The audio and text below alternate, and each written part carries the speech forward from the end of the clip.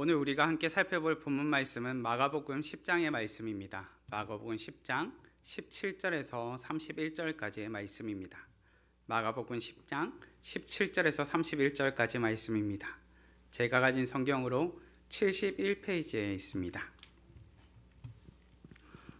우리 한 절씩 교독하시겠습니다. 예수께서 길에 나가실새 한 사람이 달려와서 꿇어앉아 묻자오되 선한 선생님이여 내가 무엇을 하여야 영생을 얻으리이까? 예수께서 이르시되 내가 어찌하여 나를 선하다 일컫느냐 하나님 한 분 외에는 선한 이가 없느니라.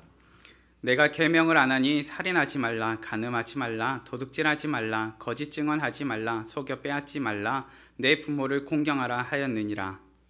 그가 여짜오되 선생님이여 이것은 내가 어려서부터 다 지켰나이다. 예수께서 그를 보시고 사랑하사 이르시되 내게 아직도 한 가지 부족한 것이 있으니 가서 내게 있는 것을 다 팔아 가난한 자들에게 주라. 그리하면 하늘에서 보화가 내게 있으리라. 그리고 와서 나를 따르라 하시니 그 사람은 재물이 많은 고로 이 말씀으로 인하여 슬픈 기색을 띠고 근심하며 가니라. 예수께서 둘러보시고 제자들에게 이르시되 재물이 있는 자는 하나님의 나라에 들어가기가 심히 어렵도다 하시니 제자들이 그 말씀에 놀라는지라. 예수께서 다시 대답하여 이르시되 얘들아 하나님의 나라에 들어가기가 얼마나 어려운지 낙타가 바늘기로 나가는 것이 부자가 하나님의 나라에 들어가는 것보다 쉬우니라 하시니 제자들이 매우 놀라 서로 말하되 그런즉 누가 구원을 얻을 수 있는가 하니 예수께서 그들을 보시며 이르시되 사람으로는 할 수 없으되 하나님으로는 그렇지 아니하니 하나님으로서는 다 하실 수 있느니라. 베드로가 여짜와 이르되 보소서 우리가 모든 것을 버리고 주를 따랐나이다. 예수께서 이르시되 내가 진실로 너희에게 이르노니 나와 복음을 위하여 집이나 형제나 자매나 어머니나 아버지나 자식이나 전토를 벌인 자는 현세에 있어 집과 형제와 자매와 어머니와 자식과 전토를 100배나 받되 박해를 겸허히 받고 내세의 영생을 받지 못할 자가 없느니라. 함께 봉독하시겠습니다. 그러나 먼저 된 자로서 나중되고 나중된 자로서 먼저 될 자가 많으니라. 아멘. 오늘의 본문 말씀을 통하여서 필요를 깨달은 사람의 행복이라는 제목으로 말씀을 나누고자 합니다.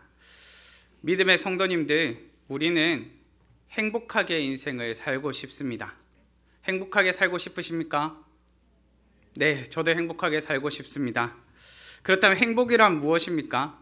행복은 불안과 두려움이 없는 것이라 말할 수도 있겠고 만족과 충족함에 채워진 상태라고 말할 수도 있습니다. 행복한 사람의 특징이라 한다면 불안과 두려움이나 염려가 없습니다. 조급함이 없고 다급함이 없습니다. 여유로움이 느껴지고 그 표정 가운데는 미소가 뿜어져 나옵니다. 행복한 사람에게는 당장에 채워져야 할 다급한 무언가가 없더라는 것입니다. 이미 만족함이 되었고 이미 기쁨을 누리고 있기 때문에 행복한 사람에게는 이와 같은 다급함이나 부족해 보이는 무언가를 찾아보기 어렵더라는 것입니다. 우리 성도님들께서는 언제 행복을 경험하십니까? 때로는 용돈을 받거나 월급을 받아서 행복을 경험하기도 하고 좋아하는 이성을 만나거나 연애를 시작하면서 행복을 경험하기도 합니다. 또 때로는 원하는 목표를 이루거나 도전이 성공적으로 마쳤을 때 그 순간 가운데 행복을 누리기도 합니다. 이처럼 우리는 무언가 나의 목마르고 갈급한 상태 가운데서 체험을 경험할 때 행복을 경험합니다. 오늘의 본문 말씀 가운데는 재물이 많은 한 청년이 등장합니다. 부족한 것이 없어 보이는 이 청년이 목마르고 갈급한 심령으로 나왔음을 우리는 보게 됩니다. 재물이 많고 남들이 보기에 존중받고 존경받을 만한 행위도 가지고 있습니다.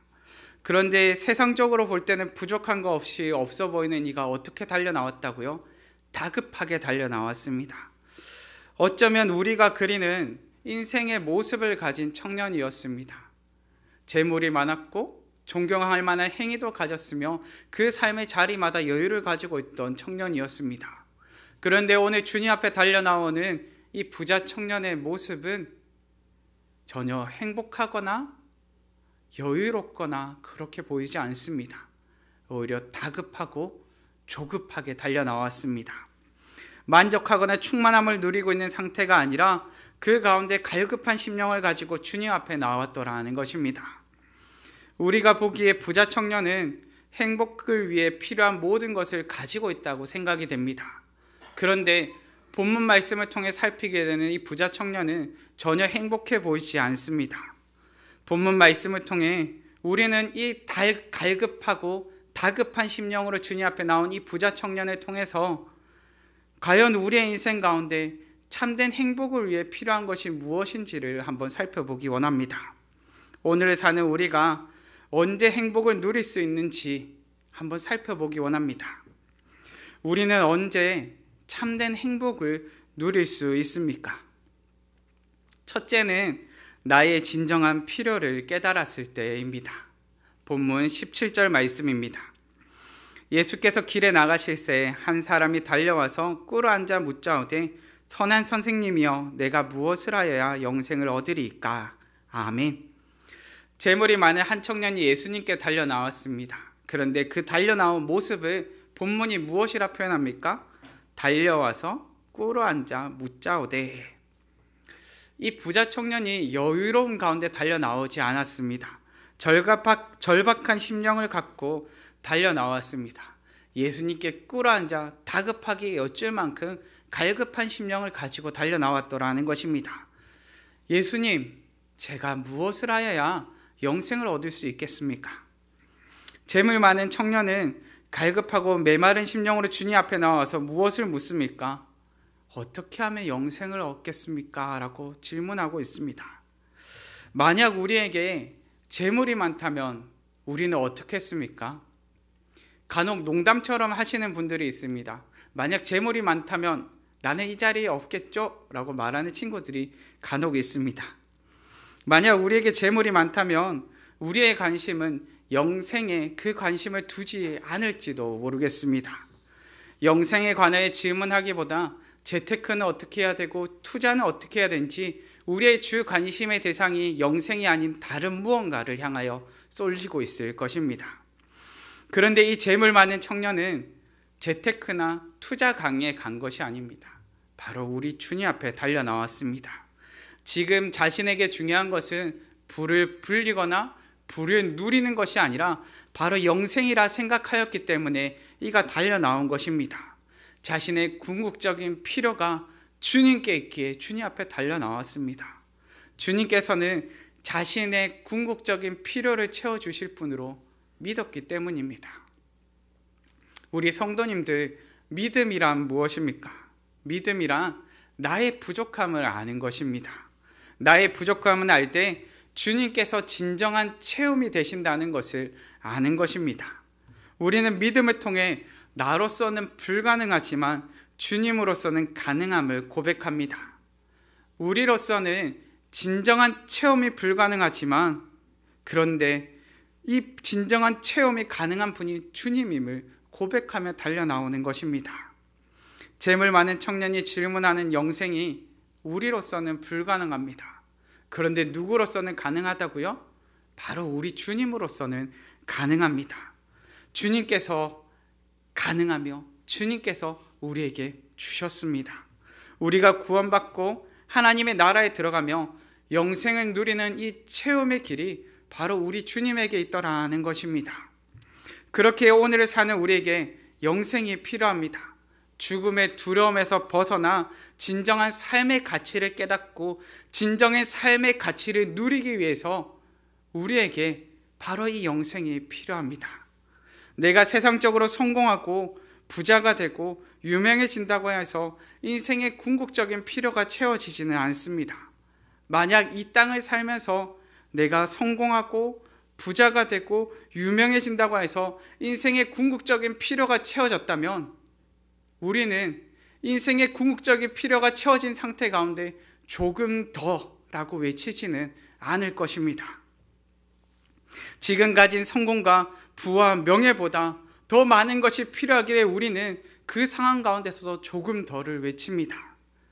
그런데 우리의 인생의 궁극적인 필요는 죽음을 뛰어넘는 영생입니다. 그렇게 우리는 영생 앞에서, 아니 영생을 두고 조금 더를 외치지 않습니다. 영생의 나의 갈급하고 조급한 심령 가운데 위로가 되어주기 때문입니다. 한 사진작가가 전 세계에 있는 피난민 수백 명에게 만약 당신이 갑자기 닥쳐온 공포 속에서 급하게 피란을 가게 되었는데 그 가운데 딱 한 가지만 가져갈 수 있다면 무엇을 들고 가시겠습니까? 라고 질문해 보았습니다. 그랬더니 많은 피난민들이 한 사람 한 사람마다 각자의 답변을 내어놓습니다. 어떤 사람은 저는 돈을 들고 오겠습니다. 그런데 또 어떤 사람은 태양광을 들고 오겠습니다. 또 어떤 사람은 아이들을 태울 물재개가 필요하고, 또 어떤 사람은 삶의 자리 가운데 위로가 필요한 악기가 필요하고, 일기를 쓰고 싶은 책이나 펜이 필요하고, 다양한 필요들에 대해서 이야기함을 살펴보게 됩니다. 그런데 이처럼 다양한 것을 이야기하고 있는데 이들이 이야기하는 이 필요의 가운데는 공통점이 있더라는 것입니다. 그 공통점이 무엇인가 하니까 바로 일상의 소중함을 일깨우는 물건들이었고 위로와 힘이 되어주는 물건들이었다는 것입니다. 믿음의 성도님들, 우리의 인생 가운데 궁극적인 필요가 있다면 무엇이겠습니까? 바로 영생입니다. 우리가 영생을 기억하고 영생이 우리에게 있음을 깨달을 때 우리는 무엇을 알게 되는 거 아닐까? 바로 우리에게 주어지는 일상의 소중함을 알게 되고 우리에게 지어지는 진정한 위로와 힘을 경험하게 됩니다. 죽음 앞에 움츠러들고 죽음 앞에 주저함이 되고 죽음 앞에 망설임이 되는 것이 아니라 우리 가운데 그 죽음의 공포를 뛰어넘는 위로와 힘을 경험하게 되더라는 것입니다. 나의 진정한 필요를 깨달으시는 우리 성도님들 되시기를 간절히 바랍니다. 둘째는 주님께서 그 필요를 채우시는 분임을 깨달을 때입니다. 본문의 21절 말씀입니다. 예수께서 그를 보시고 사랑하사 이르시되 내게 아직도 한 가지 부족한 것이 있으니 가서 내게 있는 것을 다 팔아 가난한 자들에게 주라. 그리하면 하늘에서 보화가 내게 있으리라. 그리고 와서 나를 따르라 하시니. 아멘. 우리 주님께서 우리의 진정한 필요를 채워주시는 분입니다. 그렇게 우리는 이것을 복음이라 말합니다. 내가 가질 수도 없고 누릴 수도 없는 것이지만 우리 주 예수 그리스도로 말미암아 얻고 누리게 되었기 때문에 우리는 이것을 복음이라 말하고 우리는 이것을 통해서 우리가 믿음의 상속자 되었다라고 말합니다. 우리 주님께서는 인생의 진정한 필요를 찾아 나온 청년을 어떻게 바라보고 계십니까? 본문은 사랑하사라고 말씀해 주십니다.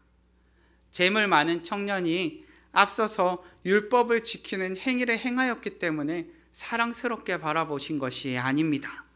예수님께서는 그저 그 청년을 사랑스럽게 바라보고 계셨던 것입니다. 그의 행위나 그의 모습 때문이 아니라 그 자체로 사랑스럽게 바라보고 계셨습니다. 여기에서 주님과 우리의 관점의 차이가 발생합니다. 우리는 무언가를 행하여야 사랑받을 수 있겠다고 생각하지만 우리 주님께서는 어떤 분이십니까? 이미 사랑해 주시는 분이십니다. 주님께서는 우리를 사랑하십니다. 그렇게 낮고 낮은 이 자리 가운데 오셔서 우리 가운데 그 사랑을 확증하여 보여주십니다. 그 사랑을 통하여서 주님의 사랑이 참된 사랑임을, 진실된 사랑임을 우리 가운데 보여주시는 것입니다.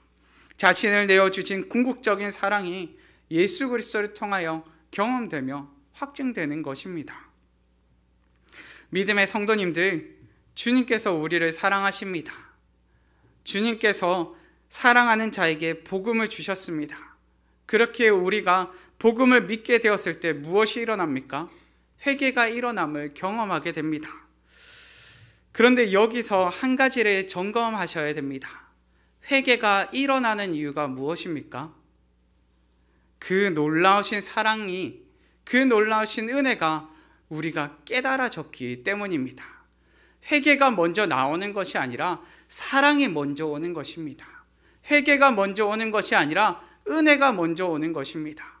우리가 그 놀라운 사랑과 그 놀라운 은혜를 깨달았기 때문에 우리는 회개가 그를 이어서 나타나는 것입니다.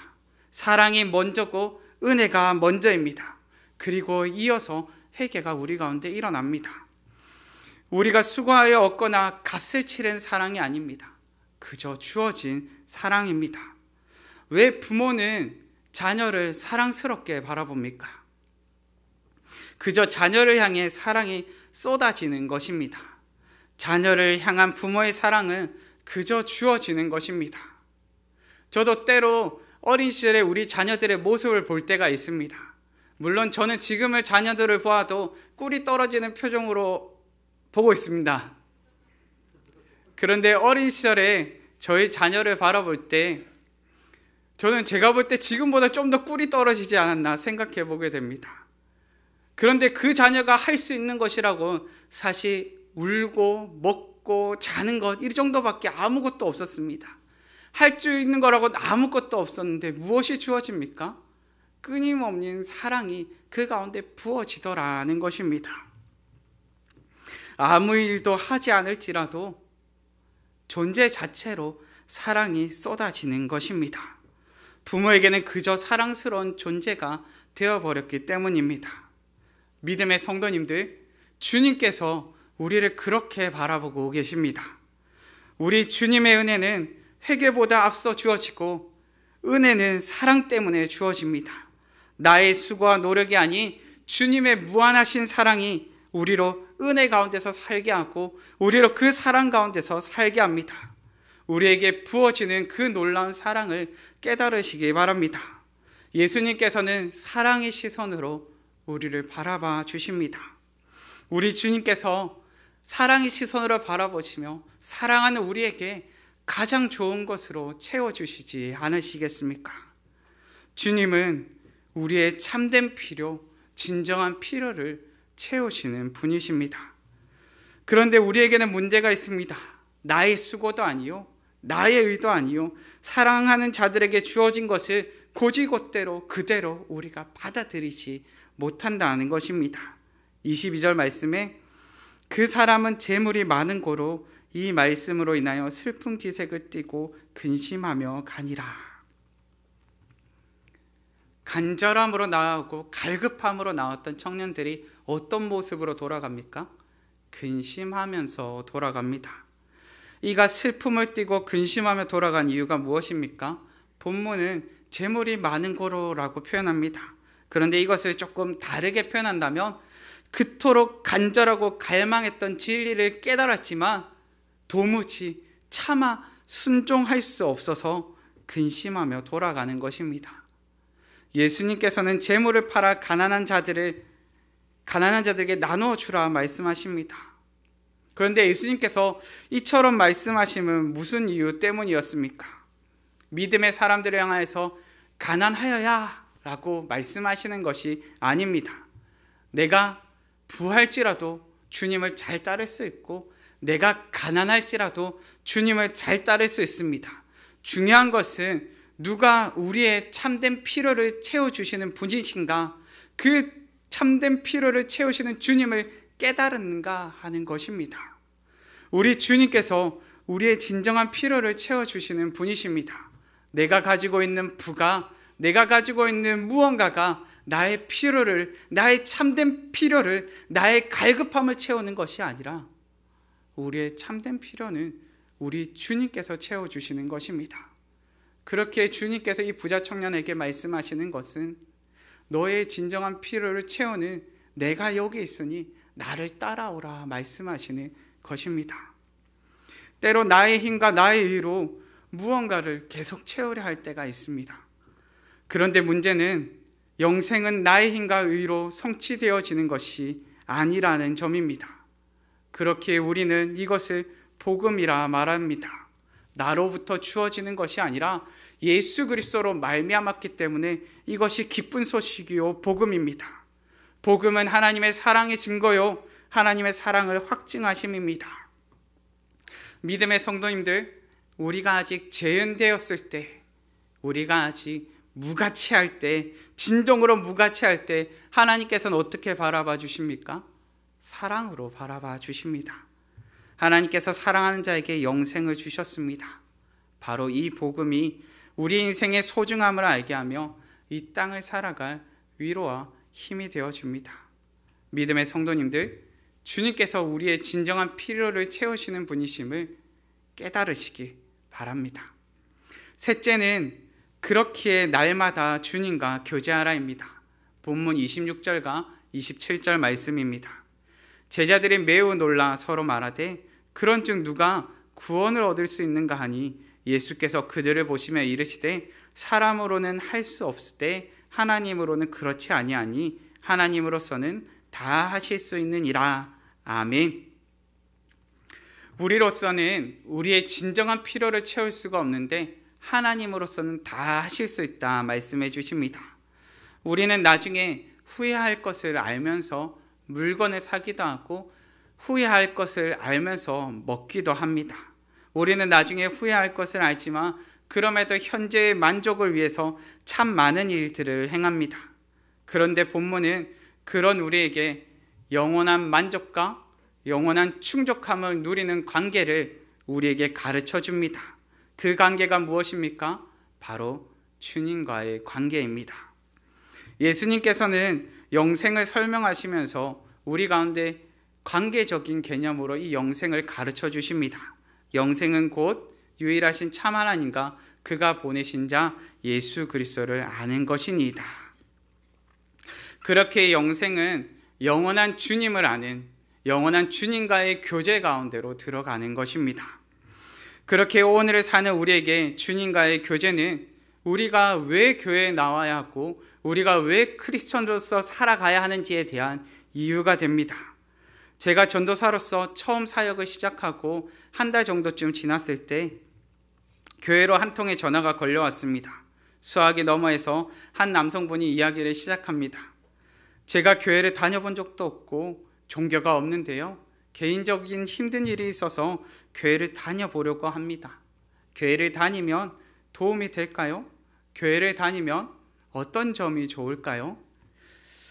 이 질문을 받고 난 다음에 제 머릿속이 하얘져 버렸습니다. 교회를 다녀본 적도 없고 복음에 대해서 알지도 못하는 사람에게 도대체 왜 교회에 다녀야 하고 왜 크리스천으로서 살아가야 하는지에 대해서 어떻게 설명하고 말해야 할지를 그 당시에 몰랐기 때문입니다.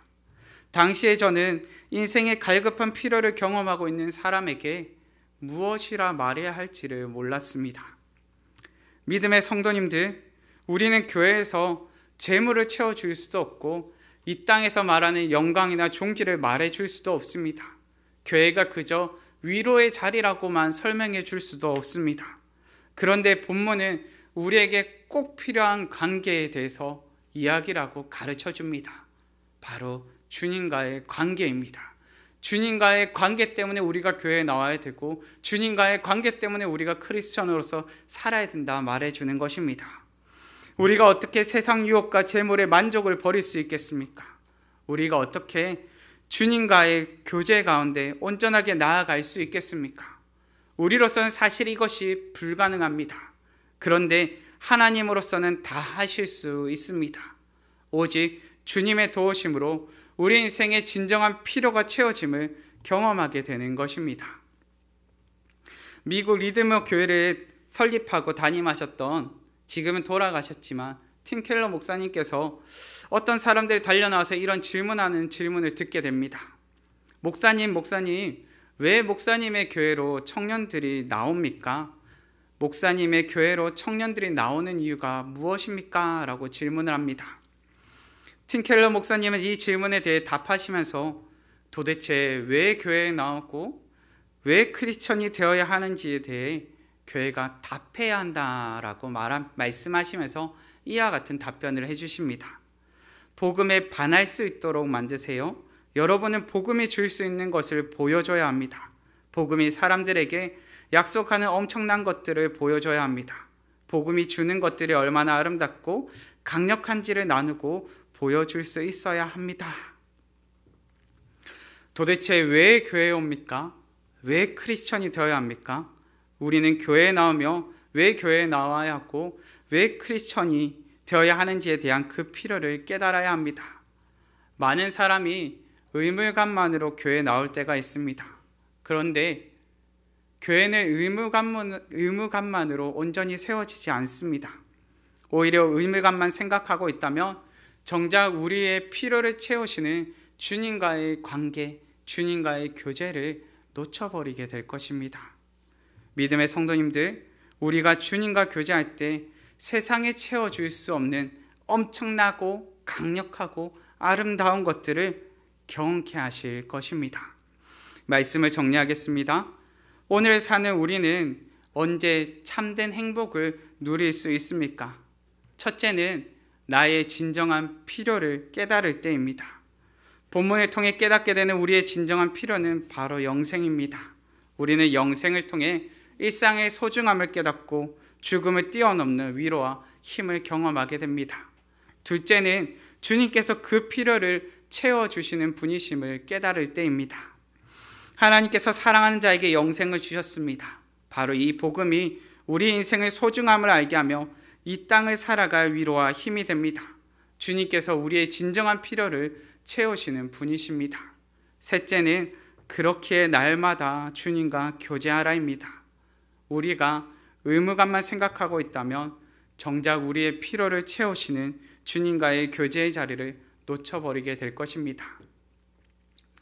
철로 역정을 쓴 존 버녀는 놀라운 하나님의 사랑이라는 책에서 이렇게 기록합니다.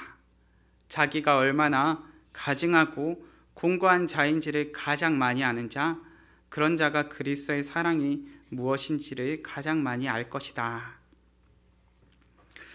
우리가 인생의 필요와 공고함을 경험하고 있을 때 우리의 갈급한 필요와 공고함을 통해 우리는 더 깊고 더 크신 주님의 사랑을 깨닫게 될 것입니다. 오늘 사는 우리가 스스로 무가치한 것 같고 보잘것 없어 보일지라도 우리 주님께서는 우리를 사랑으로 바라봐 주십니다. 우리 영혼의 공고함 가운데 주님의 사랑을 발견하시기 바랍니다. 주님과의 교제의 가운데 우리는 그 사랑을 누리는 자가 될 것입니다. 날마다 주님과 교제하며 주님의 그 풍성한 사랑을 누리시는 우리 성도님들 되시기를 간절히 바랍니다. 이 시간 다 함께 찬양하셨으면 하는데요. 믿음과 삶을 살아내는 실력이라는 찬양, 우리 다 함께 찬양하시겠습니다.